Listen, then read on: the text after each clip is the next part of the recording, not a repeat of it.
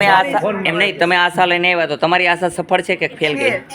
તો અહીંયા અત્યારે તમારા પતિને શું બીમારી છે? પેરેલિસિસ છે. 5 મહિના હા, 5 મહિના થયા. બેસી નતા શકતા, અત્યારે નતા થઈ શકતા, હવે ઊભા થઈ ગયા છે અને બેસી શકે છે. કેટલો ટાઈમ લીધો બાપુએ? 10-15 મિનિટ. 10-15 મિનિટ લીધી. કેટલું આયલા તમારા પતિદેવ?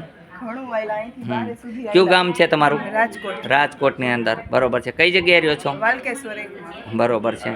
તમને અહીંનો અનુભવ કેવો થયો? યુટ્યુબની મારફત આવ્યા?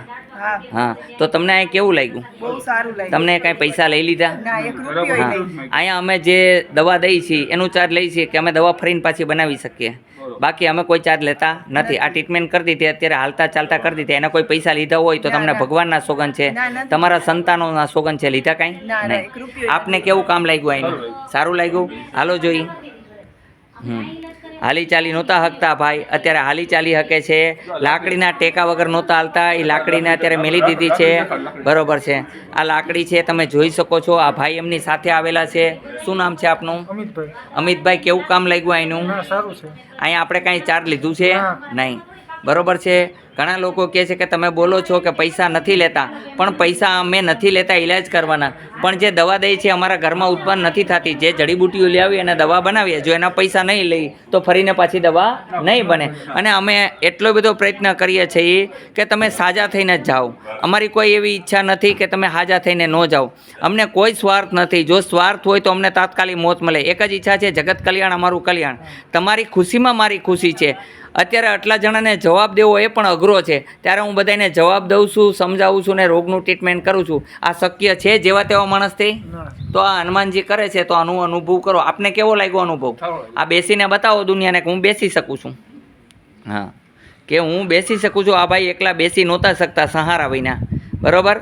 હા, હવે એ ભાઈ બેસી ગયા, પલોઠી વારી લીધી. જોઈ શકો છો. લકવાગ્રસ્ત ભાઈ હતા. અત્યારે ભાઈને બહુ સારું છે. તમે જોઈ શકો હનુમાનની કૃપાથી. હવે એ ભાઈ ઊભા થશે, તમે જોઈ શકો છો બધાય. અહીંયા કોઈ જાતની બનાવટ નથી. આ સીસીટીવી કેમેરાની સામે છે, જોઈ શકો છો.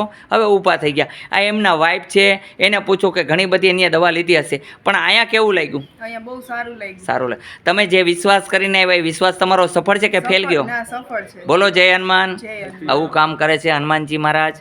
બરોબર છે. અહીંયા એક જ છે નીતિ નિયમ, સત્યતા, બીજું કાંઈ નહીં. એક હિત કરવું, કલ્યાણ કરવું, એ જ મારો ધ્યેય છે. જગત કલ્યાણ મારું કલ્યાણ છે. આવી જુઓ, અનુભવ કરી જુઓ. બરોબર છે. અને આઈને કોઈની જબરદસ્તી નથી કે તમે અહીંયા જાઓ. હું એમ કહું, સારા ડૉક્ટરો ઘણા બધા છે, એમની પાસે જાઓ.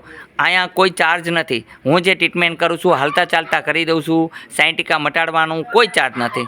ચાર્જ છે દવાનું. આ પહેલાં નોટ કરી લેજો. પછી એમ ન કહેતા કે દવાના તો તમે પૈસા લ્યો છો. તો તમારા ઘરમાં પણ કોઈ પણ વ્યક્તિ હશે અને દવા જો લેવાની હશે તો કોઈ ચાર્જ વગર દેશે ખરા? આજે અમે બહાર લેવા જાશું, પેટ્રોલ અમારી કારમાં નખાવવું છે, તો આપશે એમણે? નહીં આપે.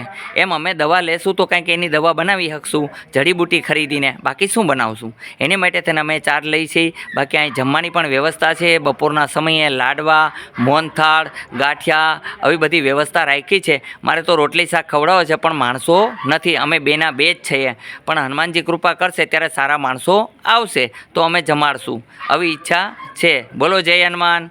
અહીંયા આવવા માટે આટકોટથી ગયણી, ગયણીથી થોરખાણ રોડ ઉપર આદેશ આશ્રમ આવેલો છે. અહીંનો સમય છે સવારે 9 થી 12, સાંજે 4 થી 6. બસ આટલું જ કહેવાનું છે કે નિયમનું પાલન કરો. જે પ્રમાણે જમવાનું કહે એ પ્રમાણે જમે તો 100% માણસ નિરોગી થાય છે.